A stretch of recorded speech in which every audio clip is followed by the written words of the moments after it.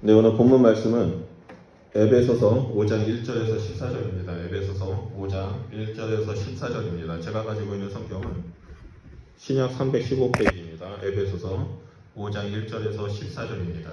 우리 다 찾은 줄 읽고 한 목소리로 읽도록 하겠습니다. 시작.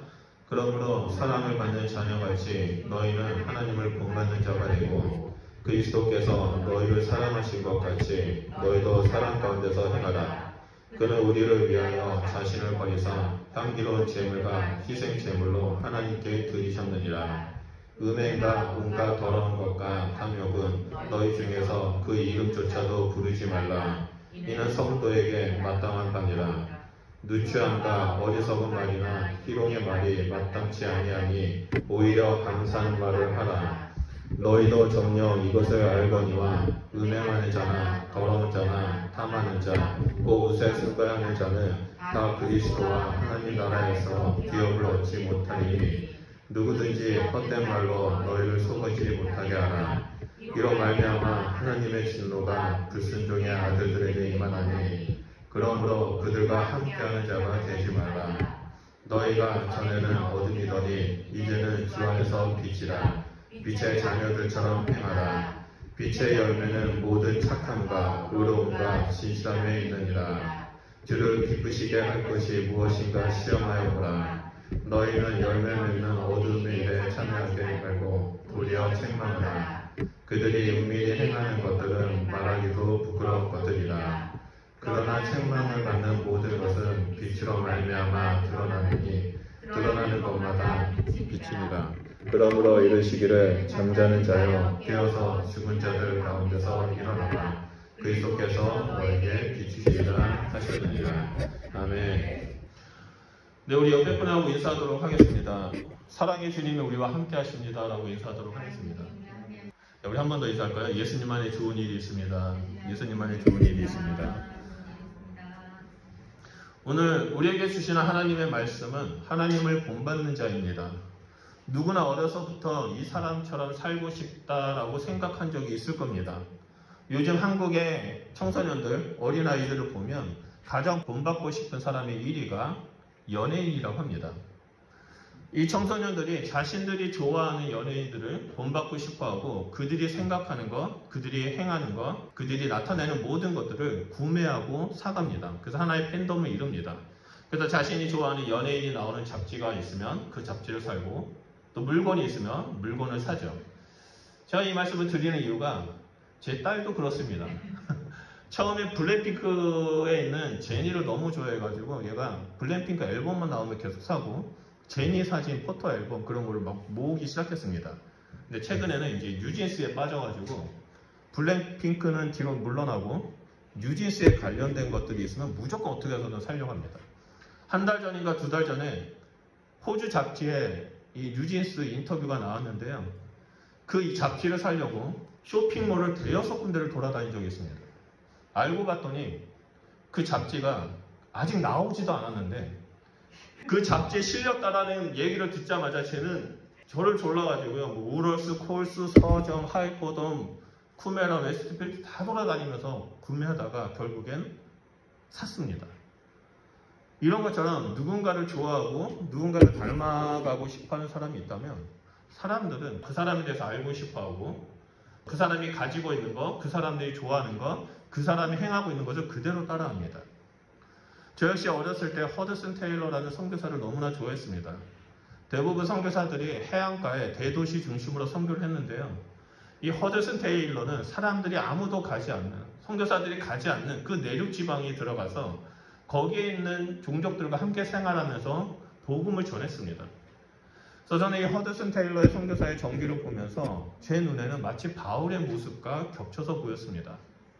내가 그리스도 이름을 부르는 곳에 복음을 전하지 않기로 힘썼다라는 그 바울의 고백이 이 허드슨 테일러의 모습을 통해서 보게 되었습니다. 그러면서 저도 선교사가 되면 허드슨 테일러처럼 아무도 가지 않는 곳, 복음이 선포되지 않는 곳에 가서 하나님 말씀을 전해야 되겠다라고 결심한 적이 있습니다.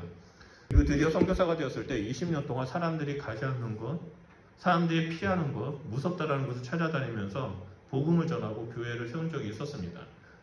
이런 것처럼 사람은 누구나 롤 모델을 가지고 있습니다. 어떤 사람에게는 부모님이 롤 모델이 될 수 있고요. 또 어떤 사람에게는 사업가, 과학자, 연예인들이 롤 모델이 될 수 있습니다. 하지만 여기서 가장 중요한 것은 우리가 제일 본받아야 할 대상은 바로 하나님이어야 한다는 것입니다. 우리 모두는 하나님의 형상을 지닌 자이기 때문에 최우선적으로 본받아야 할 분은 하나님이어야 합니다. 하나님을 본받으면서 비즈니스 영역과 과학 영역과 엔터테인먼트 영역 등 모든 영역 가운데 하나님의 형상을 드러내는 자가 되는 것이 바로 우리의 소명이자 사명입니다. 그래서 바울은 오늘 본문에서 이렇게 명령합니다. 1절 말씀을 보면 그러므로 사랑을 받는 자녀같이 너희는 하나님을 본받는 자가 되고 라고 말합니다. 바울은 앞단락에서 언어 영역과 감정 영역과 사람과의 관계 영역에서 새 사람의 옷을 입고 살아가는 너희는 하나님을 본받은 자가 되어야 한다고 말합니다. 왜냐하면 우리 모두는 하나님의 사랑을 받았기 때문입니다. 그래서 하나님의 자녀가 되었기 때문입니다. 하나님을 본받는다는 것은 선택 상황이 아니라 자녀가 된 우리의 필수적으로 행해야 할 일들입니다. 우리는 하나님을 본받아야만 합니다. 의무입니다. 여기서 본받다라는 헬라어는요, 미메타인데요, 본뜨다라는 의미를 가지고 있습니다. 즉 하나님을 본뜨는 것, 하나님이 하신 것을 따르는 것입니다. 영성훈련을 하는데 필독해야 할 책이 있습니다. 토마스 캠비스라는 분이 쓰신 책인데 그 책 제목은 그리스도를 본받아입니다. 14세기 중세 시대 때 수도원의 수도사들을 영성훈련시키기 위해서 쓴 책입니다. 이 책에는요 114가지 주제의 묵상이 기록되어 있습니다. 그 첫 번째 묵상이 바로 그리스도를 본받아입니다. 그리스도를 본받기 위해서 주님의 말씀 그대로 살아가야 한다고 강조합니다. 그리스도를 본받기 위해서 예수님께서 행하신 그대로 따라가는 삶을 살아야 한다고 말하죠. 우리가 하나님을 따라하는 것, 하나님을 모방하는 것, 하나님을 본받고자 하는 것은 바로 하나님의 자녀된 우리의 특권입니다. 하나님의 사랑을 받고 자녀된 자만이 하나님을 본받을 수 있기 때문입니다. 구원받지 못한 사람들은 결코 하나님을 본받을 수가 없습니다. 오직 구원받은 성도만이 하나님을 본받을 수 있습니다. 그래서 바울은 로마서 8장 29절에 이렇게 말하죠. 하나님이 미리 아신 자들을 또한 그 아들의 형상을 본받게 하기 위하여 미리 정하셨느니라고 말합니다. 즉 하나님이 우리를 구원하신 목적은 바로 아들의 형상을 본받는 것, 예수님을 닮아가게 하는 것이라고 말합니다. 이러한 삶을 신학적인 용어로 성화라고 하죠. 우리 모두는 예수 그리스도를 믿음으로 말미암아 하나님의 형상이 회복되었습니다. 새 사람의 옷을 입었습니다. 이제 새 사람의 옷을 입은 자로서 우리가 해야 할 것은 삶 속에서 하나님을 본받는 자가 되는 것입니다. 이를 위해서 바울은 오늘 본문 말씀에서 두 가지로 행하라고 말합니다. 그것은 바로 사랑 가운데 행하는 것이고 빛의 자녀들처럼 행하는 것입니다. 그래서 이 시간에는 이 두 가지를 구체적으로 살펴보면서 하나님을 본받는 자로서 우리 삶 가운데 적용하는 시간을 가지기를 소원합니다. 먼저 첫째 명령은 사랑 가운데 행하라입니다. 2절 말씀을 보면 그리스도께서 너희를 사랑하신 것 같이 너희도 사랑 가운데 행하라. 그는 우리를 위하여 자신을 버리사 향기로운 제물과 희생 제물로 하나님께 드리셨느니라 라고 말합니다. 사도 바울은 하나님을 본받는 것이 그리스도처럼 사랑 가운데 행하는 것이라고 말합니다. 이 말씀을 1절과 연결해서 본다면요, 하나님께서 우리에게 하나님을 본받는 자가 되도록 하시기 위해 이 땅 가운데 예수님을 보내주셨다는 겁니다. 그래서 예수님을 보고 예수님을 닮아가야 한다라고 말하는 겁니다. 우리는 예수님을 닮아가는 자가 되어야 됩니다. 예수님의 사랑을 한마디로 말한다면 희생입니다. 우리를 위하여 자기를 버리셨고 향기로운 제물과 희생 제물이 되신 겁니다. 향기로운 제물이고 희생 제물이라고 하지만 우리는 그 길이 얼마나 끔찍한 길이고 그 길이 얼마나 고통 가운데 있는 길인지 우리는 알고 있습니다. 자신의 존재 자체를 부정하는 길임을 우리는 알고 있습니다. 예수님은 이 길을 걷기 위해서 스스로 창조주 하나님이심을 부인했습니다. 육체적으로는 인간이 느낄 수 있는 가장 큰 고통, 살이 찢기고 뼈가 부서지는 그 고통 가운데 십자가에서 죽으셨습니다. 그뿐만 아니라 심적으로는 당신이 창조하신 피조물에게 온갖 조롱과 함께 모욕을 당하셨습니다. 영적으로는 우리의 죄를 짊어지고 십자가에 오르셨다는 그 이유 하나 때문에, 그 우리의 죄 때문에 아버지 되시는 하나님으로부터 버림을 받았습니다. 이 모든 일을 행하신 이유는 단 하나입니다. 바로 우리를 너무나 많이 사랑하셨기 때문입니다. 바울은 그런 예수님처럼 우리에게 그리스도께서 너희를 사랑한 것 같이 사랑 가운데 행하라고 말하고 있습니다. 자기 만족을 위해 이기적으로 사는 것이 아니라 사랑 가운데 행하라고 말합니다. 이것이 참된 진리의 길이고 하나님의 형상을 가진 자의 삶이라고 말합니다. 그런데 세상은 우리에게 또 다른 얘기를 합니다.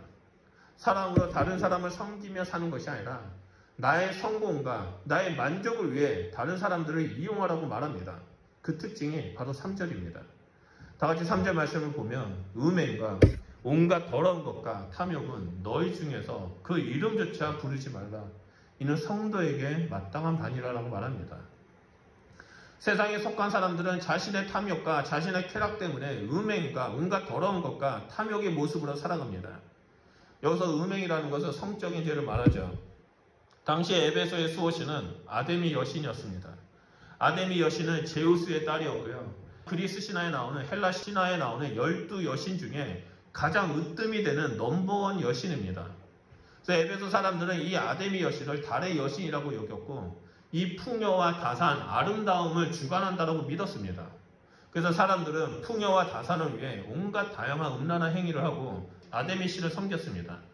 이런 문화 속에서 그리스도인들은 그 이름조차 부르지 말고 구별된 삶, 거룩한 삶을 살아야 한다고 가르쳐주고 있습니다. 또한 온갖 더러운 것은 윤리적으로나 도덕적으로 그리고 종교적으로 행하는 모든 추악한 행위를 말합니다. 자신의 성공을 위해서 작은 불법이라도 타협하면서 행하고 자신의 성공을 위해서 다른 사람들을 이용하고 자신의 성공을 위해서 하나님의 말씀을 이용하는 그 모든 것들이 온갖 더러운 것입니다. 바울 시대에 이 에베소에는 온갖 다양한 사람들이 몰려들었습니다.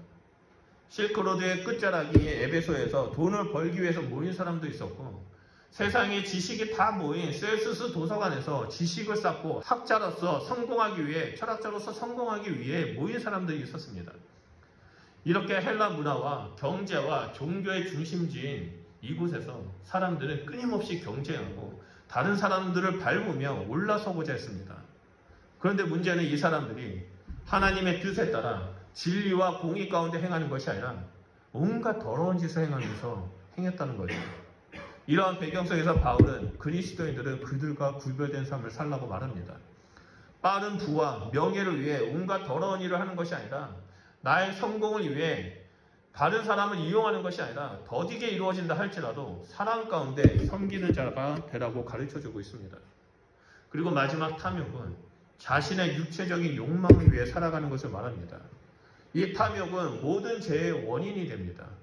내가 하고 싶은 것, 내가 가지고 싶은 것, 또한 나의 육체적인 쾌락을 위해 다른 사람들을 어떻게든 이용해 먹는 거죠. 그 사람이 어떻게 되든 말든 나의 육체적인 그 욕망을 채우기 위해서 나아가는 사람들입니다. 그리스도인 안에 이 탐욕이 있는 한 온전한 그리스도인이 될 수 없습니다. 여러분, 교회가 왜 시끄럽습니까? 그것은 교회 안에서 자신이 원하는 대로 교회를 끌고 가려고 하기 때문입니다. 탐욕이 있는 곳에는 그 신앙 공동체가 깨지고 가정에 파탄이 납니다. 자신의 욕망 때문에 죄의 수렁에 빠지게 됩니다. 나만 빠지는 것이 아니라 내 주변에 있는 사람까지 끌고 들어가게 되죠. 그렇기 때문에 우리는 바울이 말한 것처럼 탐욕과 온갖 더러운 것과 음행을 멀리해야만 합니다. 그 이름조차 부르지 말아야 합니다. 사전 말씀처럼 부정한 말을 하는 것이 아니라 감사의 말을 하는 자가 되어야 합니다. 만약 탐욕과 온갖 더러운 것과 음행, 부정한 말을 한다면 하나님의 무서운 심판이 있게 될 거라고 5절과 7절에 말합니다. 5절과 7절을 보면 너희도 정녕 이것을 알거니와 음행하는 자나 더러운 자나 탐하는 자, 그 우상 숭배자는 다 그리스도와 하나님 나라에서 기업을 얻지 못하리니 누구든지 헛된 말로 너희를 속이지 못하게 하라. 이로 말미암아 하나님의 진노가 불순종의 아들들에게 임하나니 그러므로 그들과 함께하는 자가 되지 말라라고 말합니다. 말씀을 보면 음행과 더러운 것과 탐하는 그 탐욕에 빠진 자들은 모두 우상숭배자라고 말하고 있습니다. 우상숭배자는 그리스도와 하나님 나라에서 기업을 받지 못한다라고 가르쳐주고 있습니다. 우리는 이 말씀을 기억하면서 이 땅에서 신앙생활을 하고 또 이 땅에서 믿음의 길을 걸어가야 합니다. 내가 목적을 이루기 위해서, 내가 원하는 것을 얻기 위해서 거짓말을 하고 비방하고 크고 작은 것에 타협하는 모든 것들이 우상숭배라는 것임을 우리는 명심해야 합니다. 내 만족을 위해서, 자기 만족과 유익을 위해서 행하는 모든 것들은 하나님의 뜻을 버리고 하나님 자리에 나 자신을 올라앉는다는 겁니다. 이러한 사람들은 당연히 하나님 나라의 기업을 받지 못합니다. 우상숭배자는 하나님을 대적하는 것이기에 오직 진노의 심판만이 임하게 됩니다. 우리 모두는 하나님의 형상을 소유한 하나님의 자녀입니다. 우리가 하나님의 형상을 소유하고 있다면 삶 속에서 하나님의 형상을 드러내는 자가 되어야 합니다. 행함이 없는 믿음은 가짜라고 야고보가 말한 것처럼 하나님의 형상 역시 행함으로 드러나야 합니다. 그것은 바로 그리스도께서 보여주신 것처럼 자기를 부인하고 자기 십자가를 지며 살아가는 삶을 말합니다. 그리스도께서 우리에게 아무 조건 없이 사랑하는 것처럼 우리 역시 가장 낮은 자리에서 이웃을 아무 조건 없이 사랑하며 섬기는 삶을 살아가는 것이 바로 하나님을 본받는 삶입니다. 그럴 때 우리를 통해 하나님의 형상이 세상 가운데 나타나게 되고 사람들은 그 하나님의 형상을 보고 주님 앞에 돌아오게 될 것이라고 믿습니다. 그리고 둘째로 하나님을 본받는 자의 모습은 빛의 자녀처럼 행하라라고 말합니다. 8절 말씀입니다. 너희가 전에는 어둠이더니 이제는 주 안에서 빛이라. 빛의 자녀들처럼 행하라. 방금 읽은 이 말씀을 보면요, 전에는가 이제는 이라는 이 단어가 서로 대조되고 있는 것을 볼 수 있습니다. 즉 전에는 어둠이었지만 지금은 주 안에서 빛이라고 말합니다. 우리가 여기서 분명하게 봐야 할 것이 있습니다. 전에는 어둠 속에 있었다라는 것이 아니라 어둠 그 자체라고 말하고 있다는 겁니다. 그리고 지금은 빛에 속한 자가 아니라 주 안에서 빛이라고 말합니다. 예수님을 믿는 순간 우리의 정체성은 어둠에서 빛으로 그 존재 자체가 바뀌게 되었습니다. 예수님은 마태복음 5장 14절에 이렇게 말씀하셨죠. 너희는 세상의 빛이다. 그리고 바울은 너희는 주 안에서 빛이다 라고 오늘 본문 말씀에서 말하고 있습니다. 이것은 우리가 주를 떠나면 빛과는 아무런 상관이 없는 존재가 된다는 것을 말합니다. 그렇기 때문에 빛의 자녀가 된 우리는, 우리의 정체성이 빛이 된 우리는 날마다 예수 그리스도 안에 머물러야 한다는 거죠. 내 삶의 주인 되신 예수님 안에 머물면서 이 예수님께서 가르쳐 주신 대로, 예수님께서 행하신 대로 예수님을 본받는 겁니다. 예수님을 닮아가는 겁니다. 그러면 우리는 빛된 존재라서 세상 가운데 빛을 밝힐 수 있다고 말하죠. 그렇다면 빛의 자녀된 우리가 행해야 될 것은 무엇일까요? 어떻게 행해야 될까요? 그것을 구절을 보면 빛의 열매는 모든 착함과 의로움과 진실함에 있다고 말하고 있습니다. 빛의 자녀된 자의 삶은 착함과 의로움과 진실함입니다. 여기서 착함은 하나님께서 사람들에게 긍휼과 은혜를 베푸신 것처럼, 오래 참으시고 사랑을 대하는 것처럼 우리 역시 하나님을 본받아서 다른 사람들을 그렇게 대하는 것을 말합니다. 의로움은 하나님의 의로움의 성품, 그 거룩함을 본받아서 세상 가운데서 타협하지 아니하고 의롭게 사는 것입니다. 그리고 진실함은 말 그대로 내 삶 가운데 진실하게 살아가는 것을 말합니다. 미국의 보수 신학자로서 유명한 존 메가도 목사님이 있습니다. 이 존 메가도 목사님은 이 말씀에 대해서 이렇게 말했습니다. 착함과 의로움과 진실함에 대해서 착함은 나와 다른 사람과의 관계에서 나타나는 열매이고, 의로움은 나와 하나님과의 관계에서 나타나는 열매이며, 진실함은 나와의 관계에서, 나 자신에서 나타나는 열매라고 설명을 했습니다. 즉 빛의 자녀들의 열매는 하나님과 이웃과 나라는 모든 영역 가운데서 나타난다는 것을 말합니다. 그렇기 때문에 빛의 자녀인 우리가 행해야 할 것은 분명합니다. 그것은 10절에 주를 기쁘시게 할 것이 무엇인가 시험해 보는 것입니다.